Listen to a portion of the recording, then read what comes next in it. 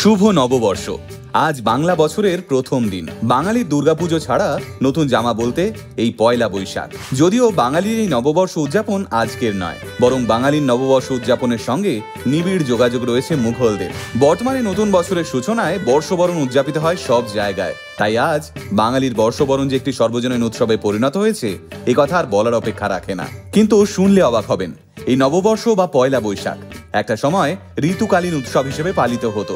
সেই সময় এই উৎসবের মূল তাৎপর্য ছিল কৃষিকাজ, কারণ সেই সময় প্রযুক্তিগতভাবে এত উন্নত ছিল না আমাদের সমাজ। তাই কৃষকদের ঋতুর উপরেই নির্ভর করে থাকতে হতো। যদিও হিন্দু ধর্মাবলম্বী মানুষের কাছে এই বৈশাখ মাস খুব পবিত্র একটি মাস।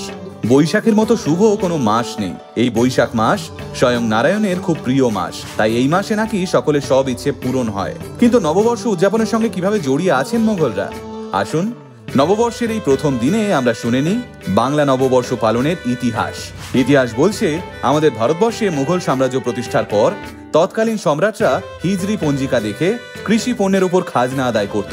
কিন্তু মুশকিলটা হতো অন্য জায়গায়। হিজরি সন চাঁদের উপর নির্ভরশীল হওয়ায় তা কৃষি ফলনের সঙ্গে একেবারেই মিলত না। এতে অসময়ে কৃষকদেরকে খাজনা দেওয়ার জন্য এক প্রকার জোর করা হতো। তাই মুঘল সম্রাট আকবর বাংলা সনের প্রবর্তন করেন। সম্রাটের আদেশ অনুসারে সৌর সন এবং আরবি হিজরি সনের উপর ভিত্তি করেই তৈরি হয় নতুন বাংলা সন। যদিও প্রথমে এই সনের নাম ছিল ফসলি সন, পরে বাংলা বর্ষ নামে পরিচিত হয়। তাই আকবরের সময়কাল থেকেই প্রত্যেক চৈত্র মাসের শেষ দিনের মধ্যেই প্রজাদের বকেয়া খাজনা, মাসুল, শুল্ক সব জমা করতে হতো। এরপর দিন অর্থাৎ পয়লা বৈশাখের দিন ভূমির মালিকরা নিজ নিজ অঞ্চলের অধিবাসীদেরকে মিষ্টি মুখ করাতেন এবং সঙ্গে খাতির যত্ন করে আপ্যায়ন করতেন। সেই থেকে বাংলা বছরের এই প্রথম দিনটা মানুষের মনে উৎসবের ন্যায় পরিণত হয়েছে। যদিও পয়লা বৈশাখ আসলে বাঙালির আবেগ, আর তাই পয়লা বৈশাখ আসার এক মাস আগে থেকেই শুরু হয়ে যায় বাঙালির চৈত্র সেল। অনলাইন কেনাকাটার যুগেও চৈত্র সেলের উন্মাদনা আজও বাঙালির মধ্যে বর্তমান। একটা সময় ছিল যখন পয়লা বৈশাখের দিন দোকানে দোকানে হাল খাতা আর সঙ্গে এক বাক্স মিষ্টি এবং একটি বাংলা ক্যালেন্ডার বরাদ্দ থাকতো। কোনো কোনো দোকানে আবার কমলা রঙের রসনা খাওয়ানো হতো। তখনও বাজার চলতি কোল্ড ড্রিঙ্কস সেই রসনার জায়গাটা নিতে পারেনি। কোনো কোনো দোকানে আবার দেওয়া হতো আইসক্রিম। বর্তমানে অবশ্য বেশিরভাগ দোকানেই লাল রঙের মলাটে মোড়া হাল খাতার জায়গা দখল করেছে কম্পিউটার। কিন্তু তবুও আজকের দিনে বাঙালি ব্যবসায়ীরা লক্ষ্মী গণেশ পুজো দিয়ে নতুন আর্থিক বছরের সূচনা করেন, আর তারপর নতুন খাতায় স্বস্তিক চিহ্ন এঁকে শুরু হয়ে যায় হাল খাতা। এই হাল শব্দটি কিন্তু সংস্কৃত এবং একই সঙ্গে ফার্সি শব্দ। এটা জানতেন কি? এই হাল খাতাও শুরু হয়েছিল সেই আকবরের আমলে। তাই বাংলা নববর্ষের সঙ্গে ওতপ্রোতভাবে জড়িয়ে আছে বাঙালির হাল খাতা। একটা সময় ছিল যখন নববর্ষের দিনে বাড়িতে আত্মীয় স্বজন আসতেন।